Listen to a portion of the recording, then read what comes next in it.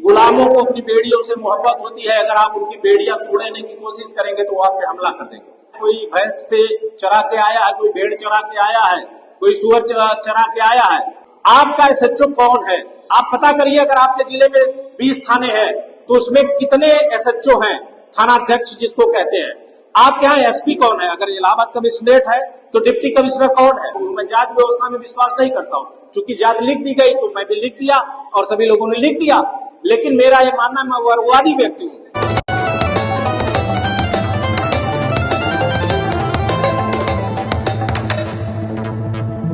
जब मुझे अचल भाई ने मुख्य अतिथि बनाया तो मुझे लगा कि बहुत सारे विद्वान लोगों के बीच, प्रोफेसर के बीच मैं मुख्य अतिथि के योग्य नहीं हूं। मैंने उनको फोन किया, मैंने कहा मैं इसकी योग्यता नहीं रखता हूं। उन्होंने कहा वो आप तय करेंगे, वो मैं तय करूंगा। तो मैं चुप हो गया। हमने कहा ठीक है, आपने तय कर लिया है तो मैं बोलूंगा। साथियों, अभी मुझे लग रहा है तमाम विद्वानों ने जो बात रखी उसमें बचा कुछ नहीं है, लेकिन मैं शुरू करता हूं अपनी बात। मुझे विषय दिया गया था सामाजिक न्याय एवं जाति। मैं इसको कंक्लूड करना चाहूंगा 3-4 बहुजन महापुरुषों को। वैसे तो मैंने सभी बहुजन महापुरुषों की मुख्य बातें पढ़ ली है। आज ऐसा समय नहीं है कि मैं सारे बहुजन महापुरुषों का नाम लूं, लेकिन मैं सारे बहुजन पुरुषों के आदर्शों को मानने वाला व्यक्ति हूं। मैं शुरुआत करता हूं डॉक्टर अंबेडकर से। साथियों, डॉक्टर अंबेडकर ने कहा था शिक्षित बनो, संगठित रहो, संघर्ष करो। ये बात आप पहली बार नहीं सुन रहे हैं, हजारों बार सुने होंगे। लेकिन सामाजिक न्याय की बात जब आती है तो सामाजिक न्याय की परिभाषा जो मैंने पढ़ी है, बहुत सारी परिभाषाएं हैं। सामाजिक न्याय की परिभाषा ये है कि सभी जातियों को उचित सम्मान, सभी जगह प्रतिनिधित्व, खासकर नेचुरल रिसोर्सेज जो देश में है, राजनैतिक, सामाजिक, आर्थिक मामलों में रिप्रेजेंटेशन प्रॉपर वे में होना चाहिए। यही सामाजिक न्याय है। मुझे लग रहा है अगर मैं सही हूं तो मेरी नजर में यही है। इसको एक कदम आगे बढ़ाया था मान्यवर कांशीराम ने। उन्होंने एक नारा दिया, जिसकी जितनी संख्या भारी उसकी उतनी हिस्सेदारी। ये शायद उनका राजनीतिक रहा होगा कहने का मतलब। ये तो राजनीतिक मामलों में सही है, लेकिन सामाजिक मामलों में भी मेरा यही सवाल है। और देश के नेचुरल रिसोर्सेज पर भी मैं उदाहरण देता हूं। साथियों, अभी तमाम वक्ताओं ने बात कही कि आपका न्याय कैसे होगा। देखिए, सामाजिक रिप्रेजेंटेशन का मतलब साफ है। आप लोकतंत्र के 4 स्तंभ हैं, इसमें सारे लोग जानते हैं, न्यायपालिका, विधायिका, कार्यपालिका और पत्रकारिता। साथियों, राजनीतिक कारण से तो सिर्फ विधायिका में हमारा रिप्रेजेंटेशन हो पाया है, वो भी दुर्भाग्यपूर्ण है। लेकिन आप ईमानदारी से सोचिए, क्या पत्रकारिता में है? हमारे लोग नहीं है। और आपको एक चर्चा में होगी कि मीडिया बिकी हुई है। मीडिया इसलिए बिकी हुई है कि हमारे लोग नहीं है। इस देश के मूल निवासियों का एक चरित्र है।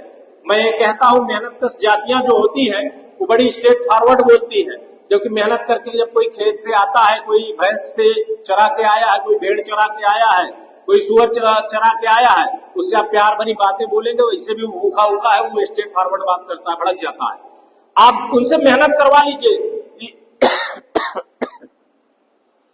उनके अंदर एक जो मध्य एशिया से आए लोग हैं, जो फ्लेक्सिबिलिटी वाला गुण है, ये मैं इस देश के मूल निवासियों में नहीं पाता हूं। मेरा व्यक्तिगत अनुभव है, हो सकता है गलत हो। साथियों, आपका रिप्रेजेंटेशन क्यों मीडिया बिकी है? क्योंकि मीडिया में हमारे लोग नहीं है। मैं न्यायपालिका से जुड़ा हूं, एशिया के सबसे बड़े हाईकोर्ट में अधिवक्ता हूं, माननीय उच्च न्यायालय इलाहाबाद में। सवाल कभी कभी करता हूं, थोड़ा बच के करता हूं कि यहाँ न्यायाधीशों की संख्या क्या है। और मैं माननीय उच्च न्यायालय इलाहाबाद की बात नहीं कर रहा हूं, किसी भी उच्च न्यायालय में बात कर लीजिए। जो उच्च न्यायालय में जब न्यायमूर्ति नहीं होंगे तो सुप्रीम कोर्ट में कैसे होंगे? उदाहरण दूं, मुझे फोन आता है सामाजिक न्याय के लिए, लोग मुझे जानते हैं, मैं सीधा फोन लगाता हूं और एसपी हो, आईजी हो या एसएचओ हो, बहुत प्यार से बात करता हूं और कानून की भाषा में बताता हूं, आप ये कर लीजिए। और नहीं आपको मैं बुलाऊंगा तो आप परेशान होंगे, एसपी महोदय, अच्छा नहीं लगेगा मुझे, क्योंकि आपके एसएचओ के घटिया कृत्य की सजा आपको मिलेगी। आप फिर जाके एसएचओ को रेलेंगे। इससे अच्छा है कि इसको कर दीजिए। तो एसएचओ डायरेक्ट निशाने पे आता है। एसपी के तो मैंने बहुत सारे लोगों के साथ न्याय कराया है, कानूनी दायरे में बात करता हूं। साथियों, मेरा सवाल ये बनता है कि हमारे कितने थानाध्यक्ष हैं? जब मैं बेसिकली राजनीतिक व्यक्ति नहीं था। अभी जब कुछ लोगों को नहीं पता है, मैं राजनीतिक पार्टी से भी एक विंग का बड़ा पदाधिकारी हूं, लेकिन मैं इस मंच पर राजनीतिक बात नहीं करूंगा। कभी भी मैं सामाजिक संगठनों के सामाजिक कार्यक्रमों में राजनीतिक बात नहीं करता, न मैं उसी पार्टी का प्रचार करता हूं। मेरा स्पष्ट कहना है, जैसे अभी तमाम यहाँ पे वक्तागणों ने कहा, आपका एसएचओ कौन है? आप पता करिए, अगर आपके जिले में 20 थाने हैं तो उसमें कितने एसएचओ हैं, थानाध्यक्ष जिसको कहते हैं। आपके यहाँ एसपी कौन है? अगर इलाहाबाद कमिश्नरेट है तो डिप्टी कमिश्नर कौन है? कमिश्नर कौन? आज के लोग होंगे। और वही सामाजिक न्याय की बात है, रिप्रेजेंटेशन की बात, मैं मुद्दे से भटकूंगा नहीं। अगर प्रॉपर रिप्रेजेंटेशन होगा हमारे समाज का, मैं मिशनरी आदमी हूं, मैं जात व्यवस्था में विश्वास नहीं करता हूं, क्योंकि जात लिख दी गई तो मैं भी लिख दिया और सभी लोगों ने लिख दिया। लेकिन मेरा यह मानना, मैं वर्गवादी व्यक्ति हूं। मेरा मानना है कि जिनके साथ शोषण हुआ है, जिनके साथ जात के नाम पे अन्याय हुआ है, उनके साथ अधिक न्याय की आवश्यकता है। एक कार्यक्रम था, मैं था, प्रोफेसर विक्रम थे और नीरज पटेल जी थे। उस मंच पे मैंने कहा था, जब आज प्रोफेसर विक्रम को मैंने देखा तो मैंने एक बात कहा, आप लोगों को लगेगा कि ऐसा क्या हो सकता है। सबसे ज्यादा अन्याय इस देश में एससी के साथ हुआ और एसटी के साथ हुआ, इस देश के अनुसूचित जाति और जनजाति के साथ हुआ। और किया किसने? दुर्भाग्यपूर्ण यह है कि हम भी उसी वर्ग से आते हैं जिन्होंने किया थोड़ा बहुत। ओबीसी के लोगों ने थोड़ा बहुत इनजस्टिस किया उनके साथ जात के नाम पे, लेकिन इन दोनों के साथ, अनुसूचित जाति, जनजाति और पिछड़ों के साथ अन्याय किसी एक व्यक्ति ने किया, जो मध्य एशिया से आए हुए लोग हैं। उन्होंने हमें नीच कहा तो हमें इस बात का गर्व है कि अच्छा हम थोड़ा सा ऊंचे हैं, अच्छा है, वो हमसे नीच है। ये जो कॉन्सेप्ट है ना, ये सामाजिक न्याय का कॉन्सेप्ट नहीं है। अगर वो हमको नीच कर रहे हैं, हम किसी को नीच कर रहे हैं, तो हम तो उन्हीं जैसे नीच हो गए। हम अगर बात इक्वालिटी की करें, मैं ये मानता हूं कि किसी को भी जात के आधार पर ऊंचा नीचा न मानता हूं, न ये मानता हूं कि किसी के साथ जात ऊंची नीच का व्यवहार होना चाहिए। साथियों, माननीय उच्च न्यायालय में जब 2019 में वर्तमान पार्टी की सरकार बनी, मैं इसको राजनीतिक क्रिटिसिज्म नहीं कह रहा हूं, समझिएगा, मैं उसमें से निकाल रहा हूं कि इनजस्टिस कहां हुआ, सोशल इनजस्टिस कहां हुआ, सामाजिक अन्याय कहां हुआ। 10 एडिशनल एडवोकेट जनरल बनाए गए। सामने आईपीएस साहब बैठे हुए हैं, इनको पता है कि एडिशनल एडवोकेट जनरल कितनी बड़ी पावरफुल पोस्ट होती है, तमाम लोग जानते हैं। सबसे ऊपर होता है एडवोकेट जनरल, और 10 के 10 समण थे। मैंने 2017 से शुरू किया चिल्लाना, हम जिद पे आ गए। चौथे दिन मैं सोशल मीडिया के माध्यम से यही सवाल कि आखिर एडिशनल एडवोकेट जनरल पिछड़ा क्यों नहीं, एससी क्यों नहीं। और ये वर्तमान सत्ताधारी लोग आज तक बैकवर्ड क्लास का और एससी क्लास का एडिशनल एडवोकेट जनरल नहीं दे पाए। देखिए, वो हमारे अधिवक्ता साथी, उनसे हमारी कोई शत्रुता नहीं है। वो अगर उनको मनोनयन किया गया है, सरकार ने किया है, तो उनका तो दोष है नहीं, सरकार जवाब दे कि ओबीसी एससी के लोगों का मनोनयन क्यों नहीं। हालात ये है, चलिए न्यायपालिका का तो मामला दूसरा है, कोलेजियम का सिस्टम है, अभी उसमें बहुत सारा समय लगेगा, सरकारों को दबाव बनाना चाहिए। विधायिका आ तो जा रहे थे, लेकिन मैंने देखा कि हमारे आजकल मैं एक शब्द का प्रयोग करता हूं, गुलामों के मुंह में जुबान नहीं होती है।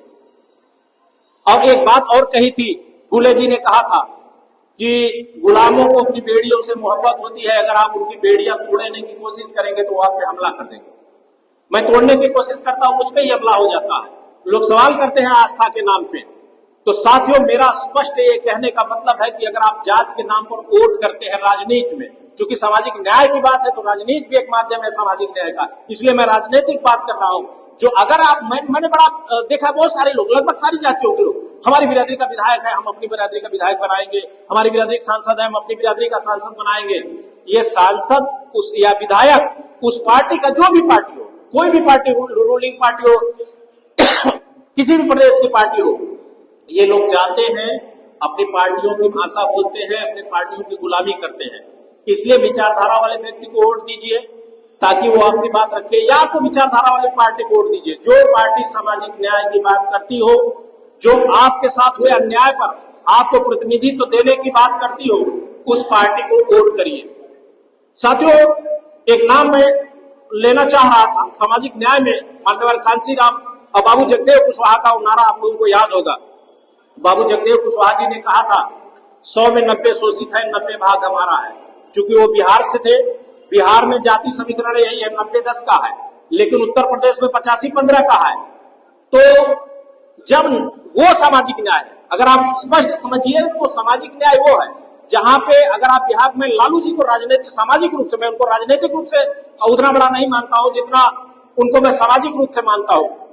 मैंने तमाम लेख पढ़े, जब मैं छोटा था तो मैं राजनीति नहीं समझता था, इंटरमीडिएट तक मैंने राजनीति को नहीं समझा, लेकिन जब मैं बड़ा हुआ तो मैं बताऊं वर्तमान जीवित राजनेताओं में मैं जितना सम्मान हिंदी भाषी क्षेत्र में आदरणीय लालू जी का करता हूं, उतना मैं किसी नेता का नहीं करता हूं। उसका कारण है कि आदरणीय लालू जी ने हर वर्ग को, वहां पे एक एलाइट क्लास है बिहार में जिसके पास 500 बीघा जमीन है, वहां पे एक ऐसा वर्ग है जिसके पास एक बिस्वा जमीन नहीं है, उसका जीवन स्तर बहुत ही घटिया है। ये वही लोग हैं जो हमें तालाब से पानी नहीं पीने दिए। मेरा व्यक्तिगत मानना है कुछ अच्छे लोग हो सकते हैं उस वर्ग में या उस वर्ण व्यवस्था में, लेकिन 90% 99% लोग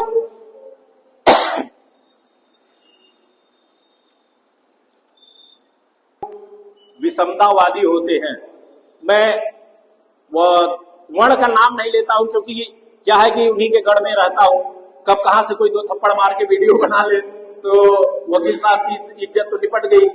तो मैं बहुत स्पष्ट शब्दों में 3 शब्दों का चयन करता हूं, मनुवादी, सामंतवादी, विषमतावादी। और ये लोग जानते हैं, हमसे कहते हैं आप तो बड़ा खराब बोलते हो, हमने कहा मैंने कभी वर्ण का नाम ही नहीं लिया। मैं विषमतावादियों मनुवादियों को कहता हूं, वो जानते हैं मैं उनको कहता हूं। मेरा सवाल यह है कि जिनके जिस व्यवस्था में विषमतावाद ही है, आप उनके जाति उच्चता को अगर चैलेंज करेंगे तो सब कुछ दांव पे लगाएंगे। उनके अंदर सामाजिक न्याय है ही नहीं। मैंने सुना है, मैंने कहीं पढ़ा था, पता नहीं उसकी फैक्ट है कि नहीं, कि अंग्रेजों ने किसी के लिए कहा था कि इनके अंदर न्याय की भावना नहीं होती है और ये कभी न्याय नहीं कर सकते। जो किसी को अभी तमाम आपको वीडियोस मिलते हैं, वो कहते हैं कि हम पूज्य हैं, हम सर्वोच्च हैं। आप ये बताइए, जो बिना आधार के, इस आधार पे कि जन्म, उनके सारे कुकर्म करते हैं लेकिन वो पूज्य है। और बीच में एक दोहे दोहे की कहानी चली थी, हमारे भाई चले गए उसी के चक्कर में जेल, और हमारे कई साथी लिखते रहे, मैं भी बोलता रहा, मैंने भी कई प्रोटेस्ट किया। बीच में प्रकरण आया था आदरणीय स्वामी प्रसाद मौर्य जी का, और बीच में दोहे दोहे की कहानी चौपाई खेली जा रही थी। उन्होंने सभी ग्रंथों में, मैं तो धर्मग्रंथ पढ़ता नहीं, बेसिकली नास्तिक आदमी हो साथियों, तो मैं ज्यादा धर्मग्रंथ पढ़ता नहीं, लेकिन जितना मैं पढ़ता जा रहा हूं उनको मैं बता दूं, हर जगह लिखा हुआ है, हर जगह लिखा हुआ है। आपको किताबें मिलती जाएंगी। हमें तो सवाल एक था कि मुझे लगा रामचरितमानस जैसे में ही कुछ पंक्तियां जो है विरोधा ऐसी हैं जिन पे आपत्ति की जा सकती है। रामायण में भी एक पंक्ति मिल गई हमको, बुद्ध को गाली दी जा रही है। अब बताइए, रामायण पहले कि बुद्ध पहले? तो तमाम ऐसी बातें हैं। मेरा स्पष्ट कहने का मतलब है, देखिए, आपको अपनी विचारधारा के लोगों को आगे बढ़ाना होगा और डॉक्टर अंबेडकर के सिद्धांत को सबसे पहले फॉलो करिए, शिक्षित बनिए, संगठित रहिए, संघर्ष करिए, विषमतावाद को त्यागिए। अगर आपके अंदर विषमतावाद है और आप अपने से किसी को भी जाति आधार पर छोटा कहते हैं तो आप स्वयं मनुवादी, आप स्वयं विषमतावादी हैं। मौर्य जी कह रहे हैं कि पटेल जी तो हमसे छोटे हैं, पटेल जी का दिमाग गड़बड़ा है, कहे अरे मां क्या बात करें, मौर्य जी हमसे छोटे, हम तो बड़े। तब से यादव जी आए कहे हम उनसे बड़े हैं, पाल जी आए कहे हम उनसे बड़े हैं। भैया कोई बड़ा नहीं है, मैं किसी को बड़ा नहीं मानता हूं।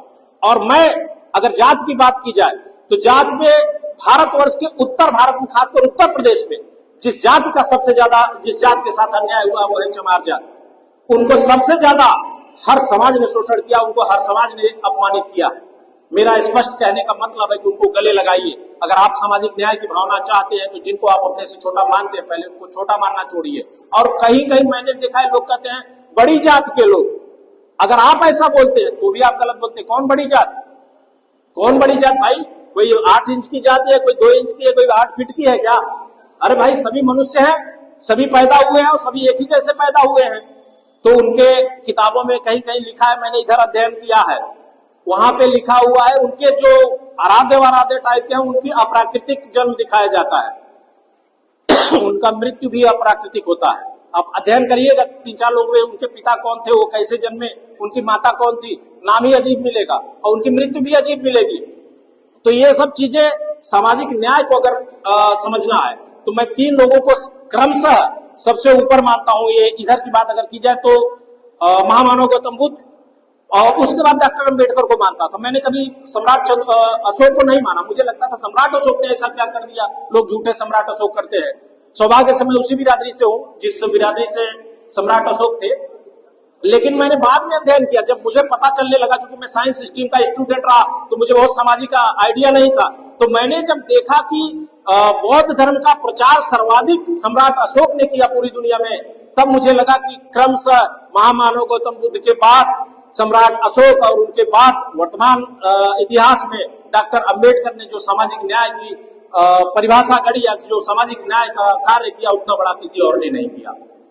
साथियों, हमें लग रहा है कि बहुत सारे भी लोग थक चुके हैं। मैं ऑलरेडी बहुत थक चुका था, तो मुझे लग रहा है अपने शब्दों को विराम देना चाहिए। अचल भाई भी ऑलरेडी वहां से मुस्कुरा रहे हैं, तो कहने के लिए बहुत कुछ, चूंकि मैं लग रहा है मुख्य अतिथि हूं तो शायद मेरे बाद और किसी का वक्तव्य नहीं आएगा। और बस इतना कहूंगा साथियों, थोड़ा जातिवाद से हटिए आप लोग। अगर आप जाति उच्चता के घमंड में है तो आप सामाजिक न्याय की बात नहीं कर सकते। हाँ, मैं ये जानता हूं, ये बहुत बड़ा जड़ है। देखिए, जिन लोगों ने हमको 6000 जातियों में बांट दिया, उसके बाद तमाम इतिहास लिख डाला, इतना जल्दी नहीं। जब मैं लोगों से कहता हूं यार ये कब परिवर्तन होगा, लोग पाखंड में लिप्त है, तो लोग बताते हैं भाई इतने 1000 साल से अगर हमारे अंदर ये चीज डाली गई है तो थोड़ा सा तो समय लगेगा, लेकिन उसको आप सभी लोग प्रयास करिए और खासकर पाखंडवाद और मनुवाद से दूरी बनाइए। 2-3 लाइन और मैं बड़ा अक्सर बोलता रहता हूं, जो लोग सोशल मीडिया से जुड़े हैं वो लोग जानते हैं कि वहां कह दिया जाता है सारी चीजें काल्पनिक है, एक घूंट में समंदर पिया जा सकता है। विज्ञान कहता है संभव नहीं है, मेरी तर्क क्षमता कहती है संभव नहीं है। एक मंत्र था, पता नहीं कौन सा मंत्र था, मैं बहुत सारे लोगों से पूछा, आज तक कोई बताया नहीं, जिसके प्रयोग से श्राप देकर लोग भस्म कर देते थे। डर का वो कभी मंत्र था ही नहीं, ये डर बनाया गया। उसके बाद समंदर पृथ्वी पर बड़ा हंगामा हुआ, तो कोई जो है राक्षस था, बड़ा आताताई था, मैं उसका भी पता कर रहा हूं, मिल नहीं रहा है कई दिन से, वो ले जाकर के डुबा दिया, वो समंदर में पृथ्वी को डुबा दिया। मैं बड़ा तनाव में आया, मैंने अचल भाई को फोन किया, हमने कहा अचल भाई वो कैसे ले गया, हमको भी नहीं पता, हमसे तो सवाल करिए, मेरी भावना आहत हो जाएगी, बड़े धार्मिक आदमी है। तो बताइए, वो समंदर में डुबा दिया और उसके बाद फिर कोई गया अपना निकाल करके लाया। लेकिन सवाल ये है कि पृथ्वी पर तो समंदर है। ये तर्क क्षमता आपको डेवलप करनी पड़ेगी। विज्ञानवादी बात जो कहा जाता है महामानव गौतम बुद्ध का, इसको समझना पड़ेगा। और मैं विज्ञान का विद्यार्थी होने के नाते इतना भी जानता हूं कि पृथ्वी से 13 लाख गुना बड़े सूर्य को निकला नहीं जा सकता, लेकिन वो मानते हैं, चूंकि हमारी आस्था कहती है। और वो इससे पहले कि हमारे डॉक्टर साहब हमको कहे कि विराम दीजिए, मैं स्वतः ही अपने शब्दों को विराम देना चाहता हूं। इन्हीं शब्दों के साथ मैं अपने वाणी को विराम देना चाहूंगा। बहुत बहुत धन्यवाद, बहुत बहुत